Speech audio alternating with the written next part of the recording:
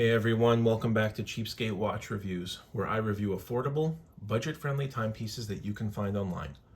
As usual, I want to keep today's video to 5 minutes or less if I can, tell you everything you need to know about the watch, and hopefully you can decide whether or not it's right for you. Just a couple things I want to address real quick before I start the review.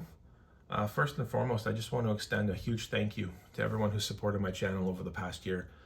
I don't have many uploads on this channel. I think I have just a handful, and I'm quickly approaching 200 subscribers. So I really appreciate the support. I don't make the highest quality content videos yet. It's pretty bare bones, not the highest production value, but I do appreciate that people are liking the content, these kind of short format reviews, and that they're taking something away from it. I should apologize for not having any content up on the channel for over a year now. My wife and I had another baby around a year ago, and just been a super hectic time in our lives with 2 little kids at home, and that's been a big adjustment for us.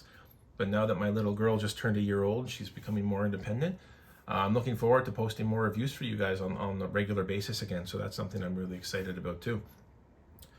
There's been a lot of changes in the world since I last posted a review as well. Tariffs are in full effect around the world in some areas. Inflation is also very high in a lot of countries. And keeping in mind that this is a budget-oriented channel, I am going to start introducing some reviews that involve quartz pieces. I know that we like our mechanicals, we like our automatics. I just want to be mindful of the fact that, given the times we're in, some people may not have the money that they used to spend, $200 or $300 on a watch. So my goal over the next few weeks and months is to also incorporate some pieces on the lower end of the spectrum, $80, $100, $120, whatever the case may be, and kind of show you guys what you can get at those price ranges. So with that said, I have 2 pieces in front of us today on the table. They're both the same watch, as different colorways, obviously, from Lorus.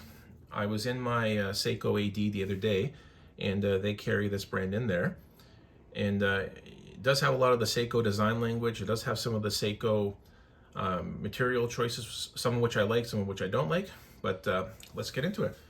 So these are 2 field watches from Lorus. They measure in at 42 millimeters in diameter, 10 millimeters thick, so a pretty thin watch overall. You're looking at full stainless steel construction. You're gonna have polished sides, which I'm not crazy about.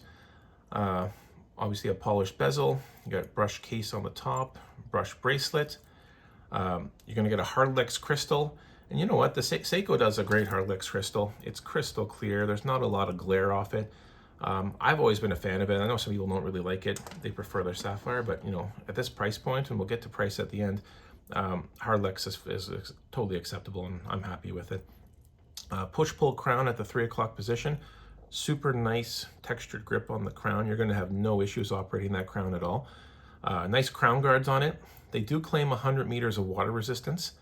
I don't know. Crown pushes in nicely. It's got a nice snap when you push it in.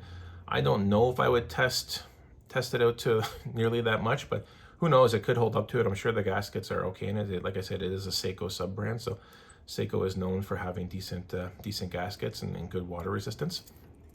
20 millimeter lug width, and that matters a lot for this because as we get into the bracelet, not a lot of positives to say about the bracelet. So when I decided to purchase this in the store, I picked it up and then tried it on, and it quickly became evident that I would need to have it resized. But then I noticed that there's no pins, and I asked the lady how she was going to resize it, and she got into taking out these, and I'll show you what they look like. I have never seen this before, so if anybody knows what these are, let me know in the comment section. This is the sizing system on the bracelet. It's these little, almost like a pin or a key, and it goes into these hollow, all the links are completely hollow and they're just kind of bent over. It's not a very solid bracelet in terms of how it was made, but I mean, in terms of how it sits on the watch, it is solid. There's not a lot of wiggle room in that bracelet. I reviewed a Seiko 5 on this channel last year, and my complaint about that one was it was jangly. This is less jangly, but considerably less well made. You can probably see there are the little gaps in the bracelet where these little key pins are to resize it. Another thing I don't care for much on the bracelet, like I said, it's 20 millimeter lug, so you can switch it to a strap or another bracelet if you want. This one doesn't have any micro adjusts on it. So unless, I got lucky, I mean, we took one link out and it fits me perfectly, but unless you have a perfect size wrist. My wrist is around 7.5 inches. Either taking a link in or putting one in, whatever the case may be, you're going to have a really hard time with this bracelet. You may not enjoy it as much. Just a simple press clasp on this bracelet, but it does the job. Nice Lorus branding on there. Stay secure on your wrist. I really bought these watches for the dials. I thought the dials are very legible, very clear. Nice contrast on them. Very, very clean printing. The numerals are actually raised a little bit on them. I don't know if you can see that there. But super clean, legible dials. You have your frame date window at the 3 o'clock position. Just simple pencil hands, but once again, very nice contrast on them, very legible. I love the little touch of red on the seconds hand and on the markers. So overall, just two really legible, nice field watches. A little bit on the big side. So I would say, would I recommend this for everybody? No, I wouldn't. I would say only pick one of these guys up if you have the wrist that will support it. So if you have a bigger wrist, I wouldn't get this if you have a smaller wrist. And secondly, I wouldn't get this for the bracelet alone, probably if you don't care for the bracelet that much. And if you're not going to fit the bracelet, if you're going to have to swap this out onto a strap, that may be a consideration for you as well. The movement inside, Seiko movement, I haven't had any issues with this either.